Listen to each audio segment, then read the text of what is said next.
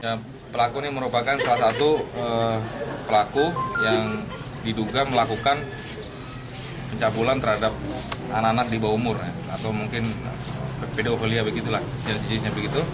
Korbannya baru satu yang membuat laporan polisi. Keterangan dari Kanit Reskrim Polsek Sukarame ada korban dua lagi yang serupa, namun kita masih dalamin untuk keterangannya. Jadi modus pelaku ini mengajak berkawan ya, dari salah satu korban yang tadi itu berkawan dari bulan Desember. Ya, bulan Desember berkawan, bulan Januari baru melakukan pencabulan, di mana korban adalah seorang laki-laki juga.